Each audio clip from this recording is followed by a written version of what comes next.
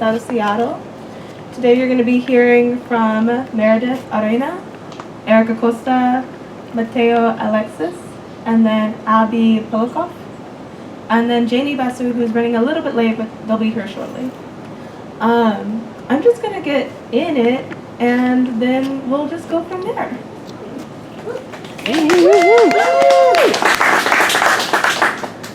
Fentanyl Hymn 0303. Today, the sky is empty. The ocean, just salt. The forest, a tombstone. The desert, a skeleton of stripped snake skin and dried arachnid bones. You know, a scorpion can sting its prey again and again until it dies or gets away. Either way, the venom never stops and pain never goes away. A diamondback can strike you more than once too, but it only needs the one bite. Your heart does the rest. Then they find you, all swollen, tie-dyed, blistered, crimson and purple. Death is rarely aesthetic. Take 2 milligrams of synthetic swept-up stardust, Linacia staining the obituary section. And that is how they found you. Limp wrist hanging over the bed, beautiful veiled angel covered in pools of constellations, lips bruised blue, eyes all rolled up and looking, unblinking, unmoving, just like the sky. A lot of my stuff is sad. I should have started with that. Spawning season. Walking with the sun under my feet, the cobwebs in their weavers, I'll see how helpless I am. Water running out of my face into the dry riverbed of summer, salmon rotting past consumption, spending their whole life fighting to get back. Bodies breaking down while swimming upstream, easy meals for grizzlies. The weaver combs my hair, holds my face in their 8 dainty arms. She spins. Birth, death, work, sex, this is life, yes. But while you're out there grinding your bones, your meat between North American teeth, remember that you are not a sockeye.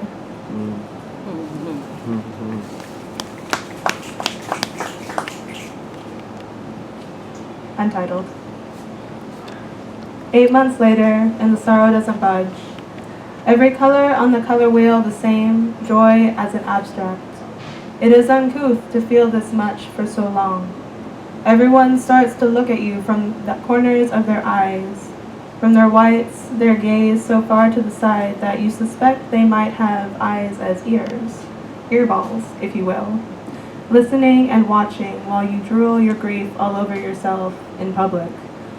Over oysters and skin contact wine, someone suggests letting it rest, but silencing grief only gives it weight. So it hardens your tongue till it's stone. Stone so heavy you can't get out of bed in the morning without a bump and a little ketamine and maybe a little tequila and then one more little bump. At 3:47 a.m., you decide to saw off your stone grief tongue.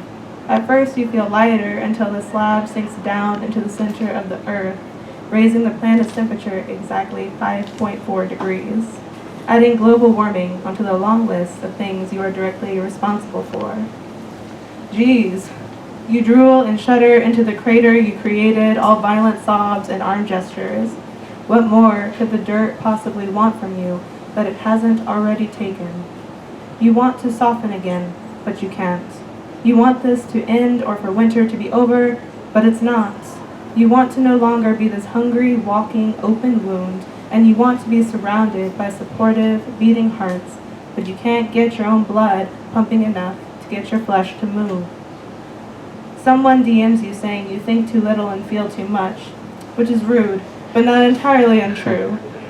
Through a pill-pressed perfect smile, you respond that actually you think far too little, but feel nothing at all. Spring. I'm really excited, and I'm going to read some poems from it, and that's all the spiel I'm going to give. But feel free to make noise if you want, and if you don't want, that's cool too. the first poem, this is the one spiel. The first poem is a found poem, which means that the language has been kind of jigsawed together from different sources. A long vulnerability of paper and consciousness. The shape you're in, projected interchangeably back to body. Our vernacular diagrams, at once authentic and suspended.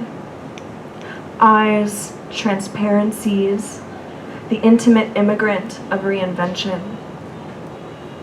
You describe porosity, palms like the radiant taste of granite dust, mouth like the tunnel committed to narrative, the throat, steel-ribbed vastness, run-on sentences based in witness.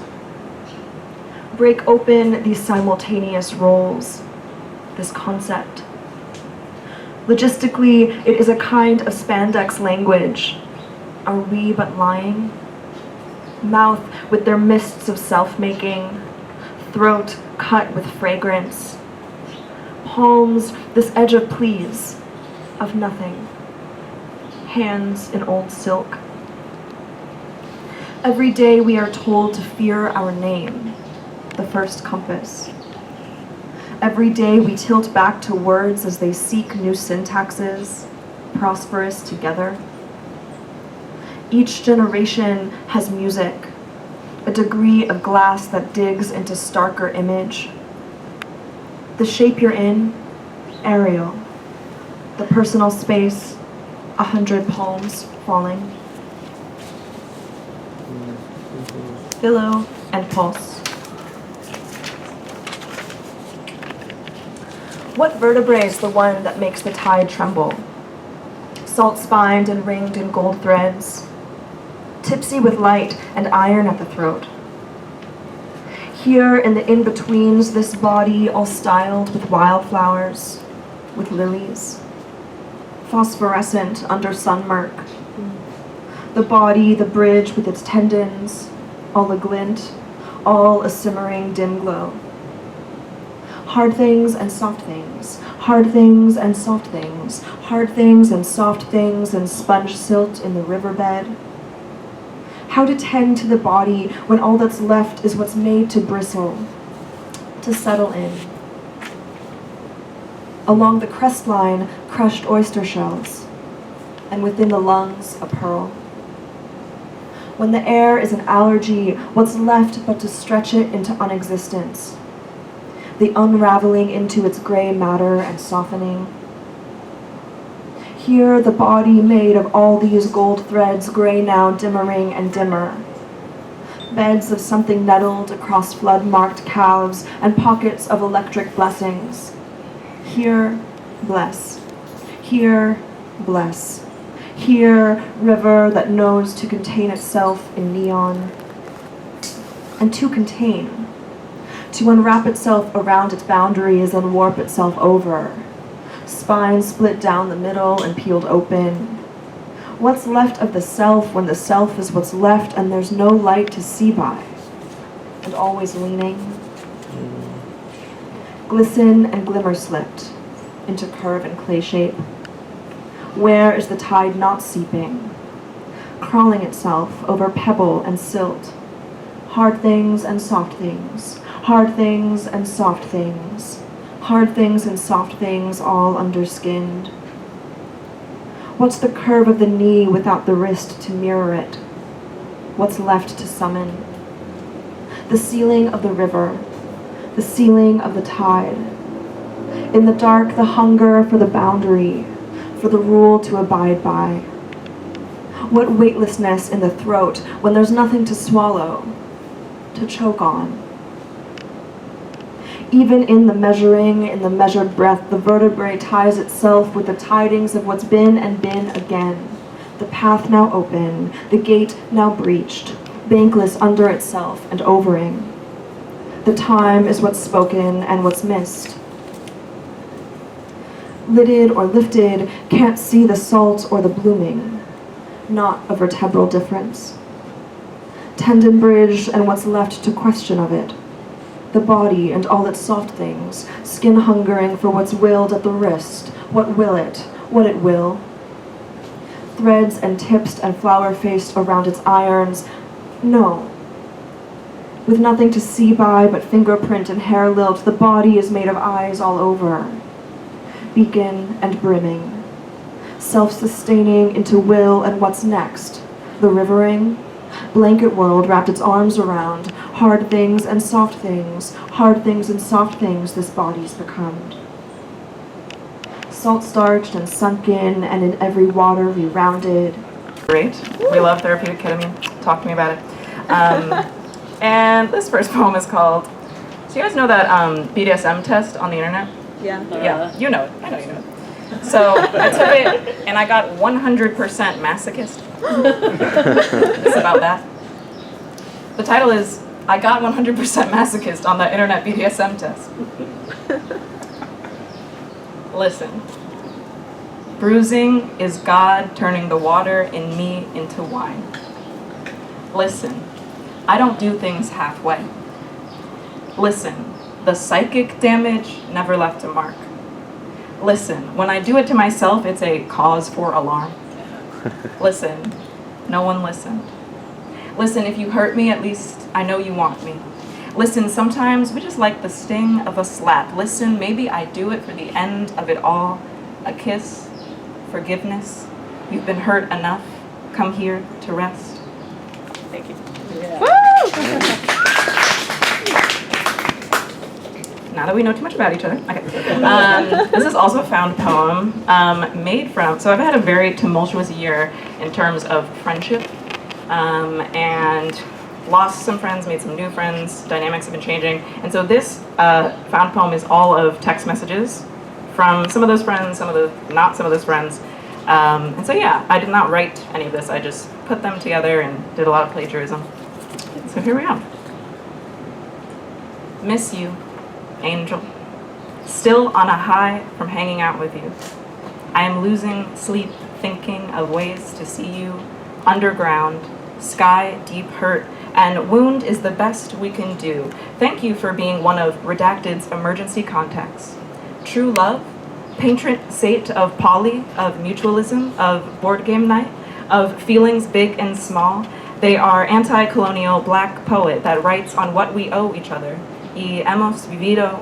Bless you for being steadfast in your perspective and priorities.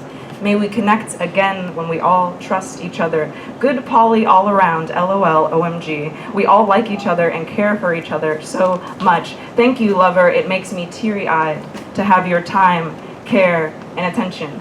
Oye, chulo. I like you. I think you're doing your best to treat me and Redacted and yourself well. Consider how much of a mess we each bring in. Some bitches just like to be thought of. I may bring fruit snacks tomorrow. My brother in jealousy is a real motherfucker sometimes. Where you at, Playboy? We love you. Glad you got home, neighbor. Always happy. Get home, okay? I really wish people would just say, here are my scary and cruel desires and intentions. Looking forward to reconnecting. Have me in your hearts. I need reparative work, home, and I almost Vito. Thank you for everything. Thank you, everyone, for all holding space today. I miss us. Primal panic, deep attachment work. You've been through too much to not get the love you deserve. Please stop. Please do not interact with me. I need emotional boundaries. Y antes de ese momento nosotros habíamos vivido. I know you're in pain. Making broken heart your responsibility, stranger. We all deserve such good things. Well, that's just what it is. Pamor and I pass baby names back and forth on the couch. I always settle on yaya, something about the way the breaths start and stop between syllables. But Tao reminds me that's just another name for John. He knows names are important, that names thumb the clay of a person from birth. Knows that John doesn't feel right on our tongues, too bland, too biblical. But it isn't John, a friend challenges me at dinner. It's a completely different word. Yet some part of me marks its essence inescapable. Tamur and I are going to adopt. Or, in other words, facilitate the transfer of a choiceless babe from their parent. Yeah, so I tried to go downstairs because I thought that's where the reading is, because that's where it was last time. But I had no idea this backyard exists. It's really beautiful. I also went downstairs. I was like, where is everybody? Okay, so I'm going to read from a manuscript that I'm working on. It's the first novel I'm attempting to write. I wrote a novella and a book of poems before. Writing a novel's been really challenging. It's a lot of words.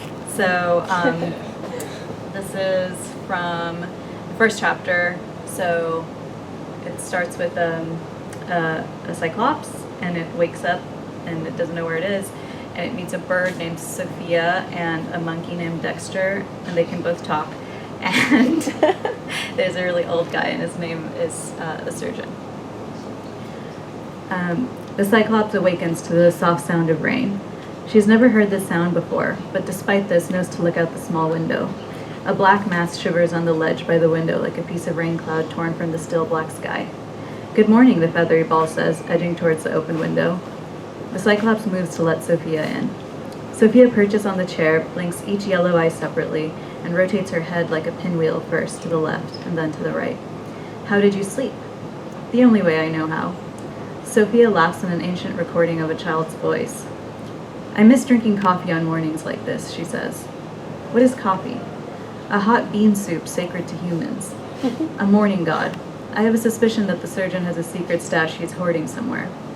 The cyclops huddles under the blanket. "It's so cold." Sophia flies around the room a couple of times before settling once more atop the cyclops' head. "Let's go." Wrapped in the red cloth, the cyclops walks through the empty corridors. Sophia guides her to a door that opens out onto the woods. There's a clearing by the edge of the woods. There, in a clearing by the edge of the woods, a felled tree trunk, white and sharp like a narwhal's skull, impales the massive body of a black bear. The lancing part of the tree protrudes cleanly from the base of the bear's neck, having entered through the mouth. It's as if the bear had plummeted from the ledge of a nearby boulder onto the spear with its mouth open, like a kingfisher's nosedive. The bear is moving.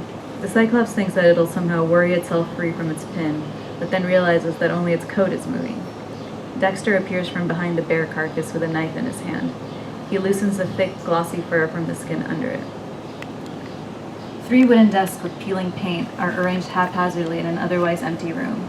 The brick walls are painted over in the same jaundiced color of the cyclops' room, dripping with the same unknown substance.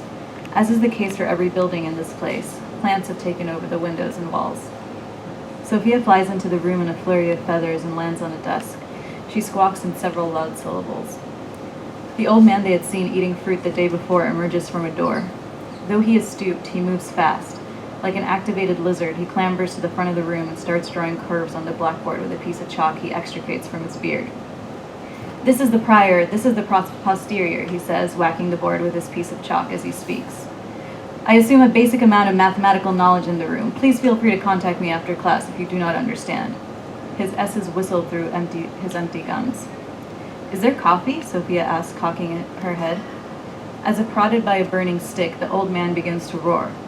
"Stimulants did this. All of this. Stimulants crystallize the most noxious paranoias of the mind and through their evil alkaloid trick ensure their eventual manifestation. Stimulants did this." He gestures forcefully at some entity outside the walls. "Believe me when I say that the worst thing you can do while being alive is holding on too strongly to something you believe in." He circles the curve described as prior vehemently.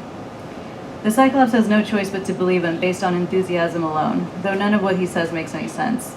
Perhaps she's too committed to being confused, she thinks. She secretly wishes to experience coffee, but does not dare repeat the question. "Please," he screams at her.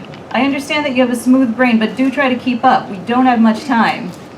The cyclops does not know what he means, but feels offended all the same. The surgeon starts drawing circles on the board, stacked on top of each other like a snowman.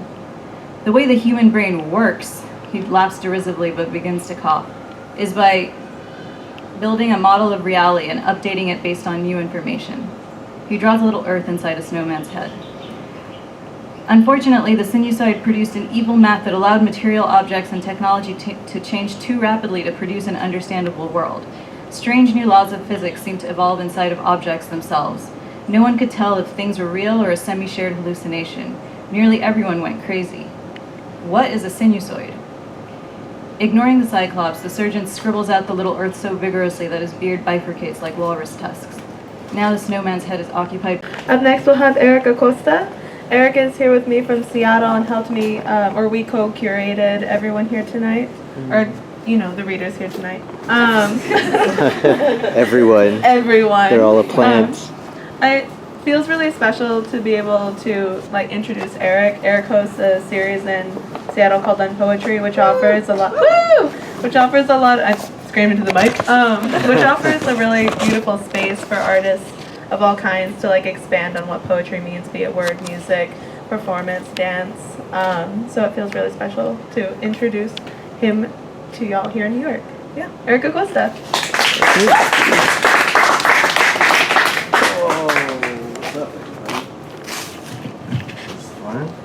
Last time I was I know this ain't New York, so last time I was in New York City, I didn't come here, which it wasn't on purpose, but that was 10 years ago, and I was blackout drunk, so I didn't know that any of the East Coast had solid edges. When did y'all get those, huh?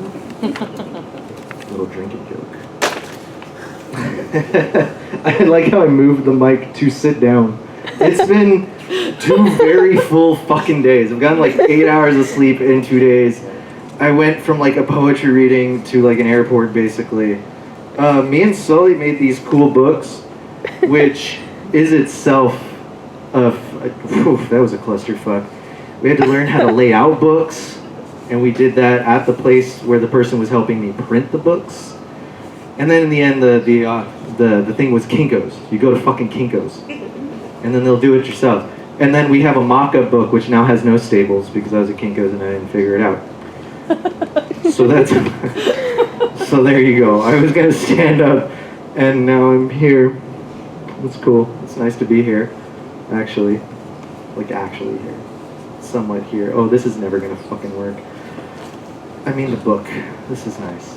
It is. This is going well. It's been nice, and I feel like everyone's chugging along. It's been a very speedy poetry reading, which is not usually the case, right? Sometimes poetry readings last 7 hours, but it's only been 30 minutes, you dig? Anyways, we'll move on. I am thinking of you and wishing word could provide the rest of my body to hold your spaces. From every wretched corner I find my love, and in this beaded as the unmoving brick, who leans to the fluid, the fat gludge, heavy and good, powerful nectar. Your ancientness on tongue to throat, bulb and root, nutrient-rich pudding, arrested, vaseous, regilement seed, and of these newfound spaces, scratches and clicks rind, whistles and grates, finch, unholy scissorins betries, brimming, of you the tropics whirring, pretonal humidity, of you to this love then turns to blooming anew, appalling color and shape, marvelous complexity of loom. Infringe, doom, goop, rig lay, what sleeps, grange in the mattress, walking 5 feet away, did you stand back by the bleeding? There is so much to be angry with love. Wet, last roll today, hands all turned, round gone bad, emerging real timing strange. Not sure what's ongoing. Trouble shook data center. See, I moved 2 trucks of wood beams and planks out of a barn in Stevens Lake for dinner. It hurt to hold the knife-cutting throb, electric gabbling from palm fingertips yapping. To their truth is an asymmetric hithem. Expectation id the bust-open sag. Feeling my way over grong.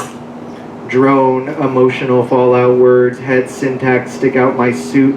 Licking, hearing, and rack are those loud foundries, and they are speckling abhorrent passion, will tremendous. Great need, kneeling for the unknown, more so beheft for it to stay unspeakable. Oh, the vanity squared spiral rose at 14 karat, wandering over the art of noble Maurice. Coffee, black stack pancake, confluent situation, conflume chunks, waiting for October sand, scrap metal goddessy, Envirotech copper, fallow edge, constra, strange lost track of telling you about its pulchriceptions, which were expected to stand up and sit down in this stumbling. For is noctambule, stagger, gruff climb, the pits of pre-made tension, all impinging, yes, praying them. Word and ask for unword, bringing ward inward, thence through, see and towards, how they wander, hour is halls, into hope, the lanes of conversation shatter into mosaic ingress. What else am I expecting of animals who wear hats and drink tea for 50 years? What's funny when you write the way I do is, I don't remember any of the shit I just wrote. And I'm sober now. You would think I remember everything very clearly, not the words. It's all very surprising to me. And sometimes I'm like, what the fuck was happening that day? dude. What's going on? And other days I'm like, that wasn't bad. Good job, dude. And that's me. Yeah, I call myself dude sometimes.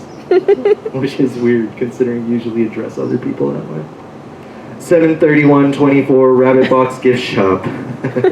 Go away, home clear. Sweeties and an 18 by 18 wheels. There go. That's not what I've seen. Tone feedback guarding loophole. Gift shops farewell and row waited. Aren't hard to come by. The transformations are just hard to take. I sing with your yellow folder. Can the stand know that what it's holding if everything goes honky tonk up? Friends give to each other scepter vitrify erroneous ones. Sad and lonely these days. Somebody find me drums of therefore aluminum hence some here else at the big island we three were our last days before we unfound words haunting.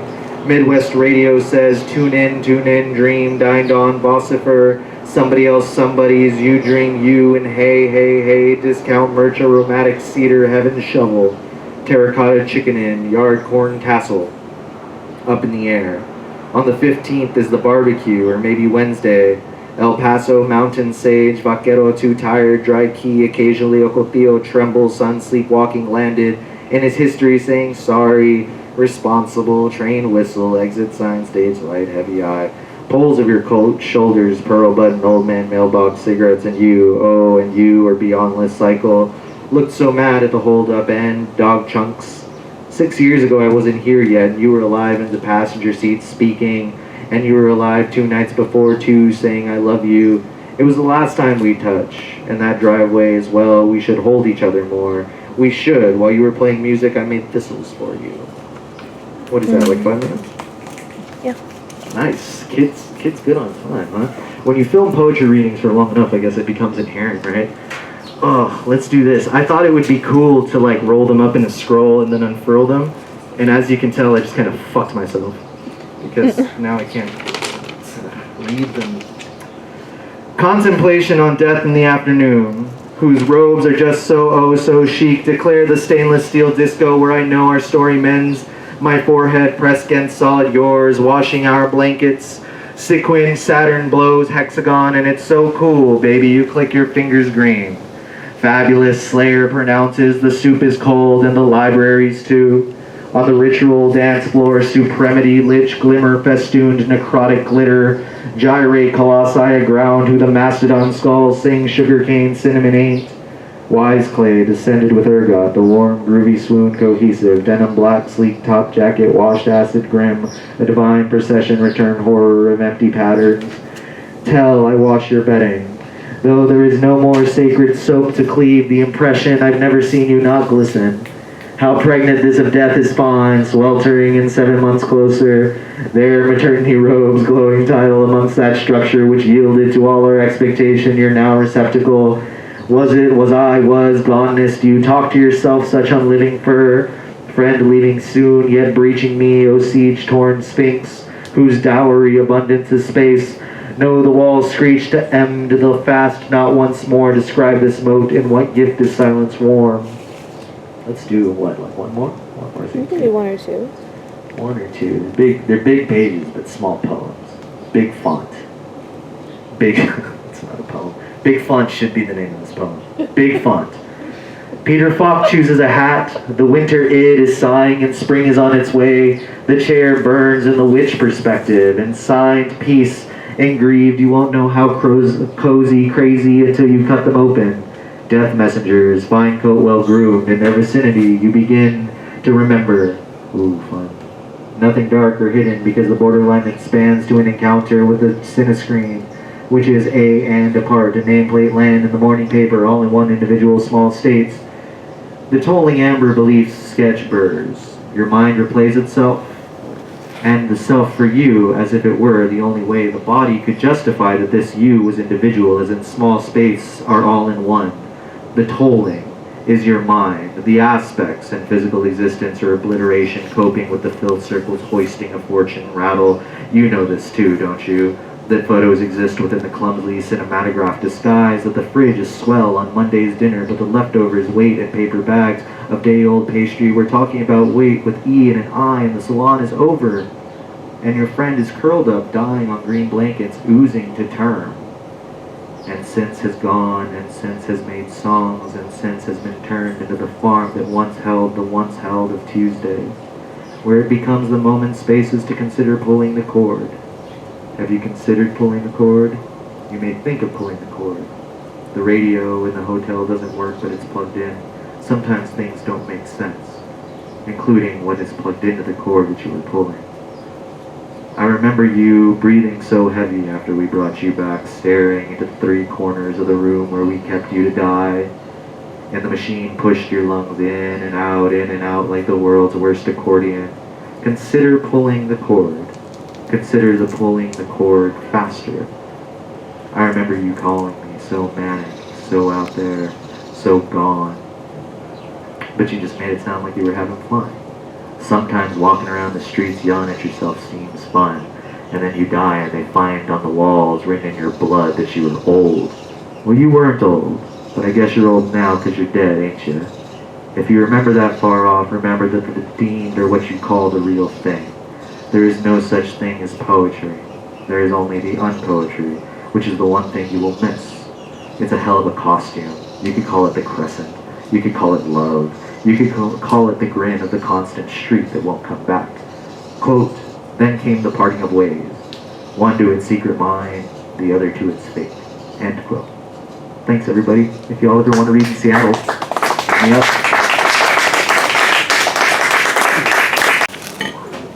Yeah, thank you so much for organizing this. Yay, and I'm so glad to see everyone here. I like to, it takes me a second to get my life together.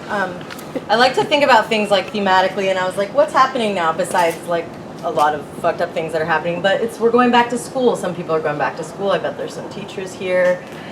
So I'm gonna read some school poems, and then maybe something, I'm gonna read school poems. Winged Cockroach, Bushwick, 2006. In the small muggy room at the back of the cafeteria at PS 123, all the children gasped in unison and then began to shout a symphony. One stuttered, trying to name it. Another screamed, tapping her friend wildly and pointing. They ducked, jumped, rose, fell to the ground, rose again, fell again, fleeing yet magnetized, and their panic scuffed the linoleum floor, which was red and gray, frequently washed in strokes by the headstrong custodian with a real mop that plunged into a yellow bucket. The palmetto bug was greasy as fuck, like emerged from a vat of lard greasy. It was hot that day, and it flapped its wings like fans.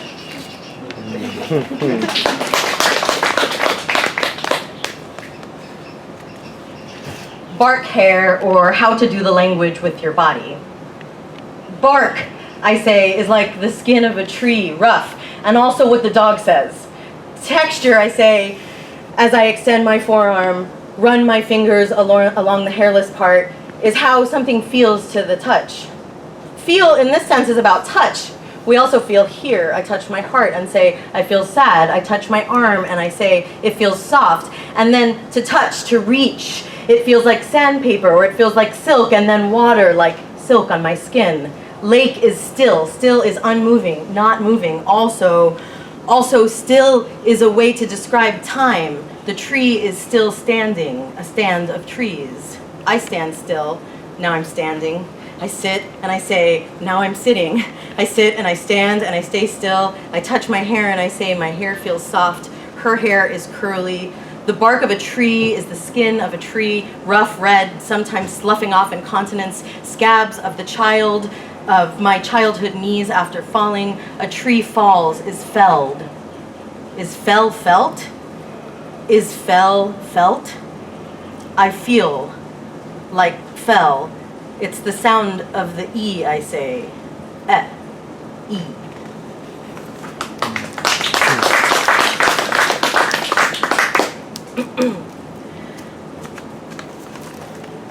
Before I go to school, I masturbate in front of a sun lamp. It's 6:30 a.m. and I turn on the smooth white sun that is supposed to stave off seasonal depression, trying not to think about a hallway or a future in which I stand up, change clothes, and walk into a school building. A loud fly dive bombs the lamp, repeating the ritual again and again, dying for the light. I need to leave these things behind and find my bellows, the ones that allow me to set one boundary every 30 seconds as I pretend that my body is not abundant, exhausted. Another teacher sends a picture of a small dog curled up in bed sheets. Tempting me back into bed, she writes. I don't send a picture back. I heard the abolitionist writer Derica Purnell discuss policing in her high school. She described the hallway sweeps, the ones that are supposed to get you to rush to your next class before the second bell. She described how some kids walked slow, defiantly at their own pace. Now she understood their resistance. They were tall. At school, a rule is passed. All skateboards must be dropped in at the room 100 at the beginning of the day. They will be kept safe and they can be picked up before you leave. That day, I watched 2 students playing with teeny tiny skateboards, crashing and rolling them across the landscape of the desk. Later, I watched a student poke holes in a reader with a pencil, mutilating it slowly. A teacher tells me that she learned that the elastic of a mask can be used to slowly cut through a plastic chair, and they say students are impatient. There are broken pencils everywhere, stoic cylinders of lead poking through the jagged wood. In the bathroom, tiny drawings of body parts float on a large blank white wall. Detextualized privates on white, I would call it if it were in a gallery. I take a picture of the drawings. There's one of a cat, but I don't pick a picture of that one.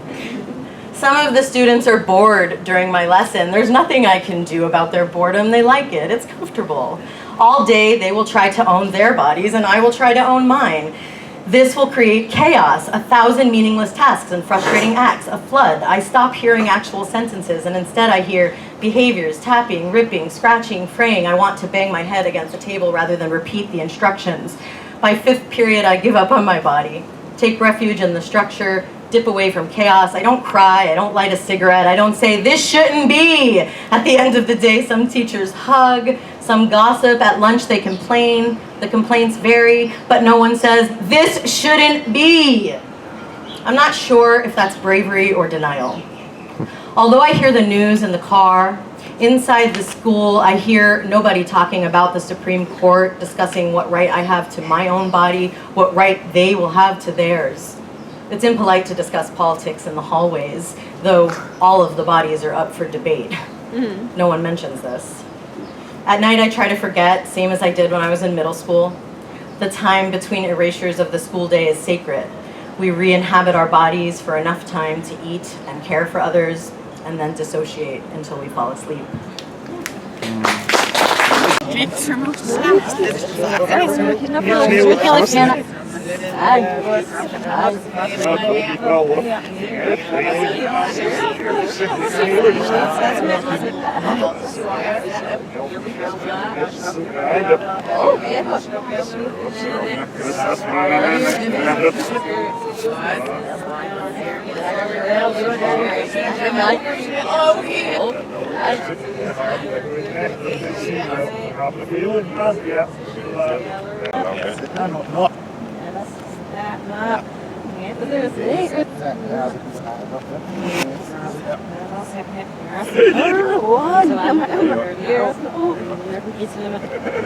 Some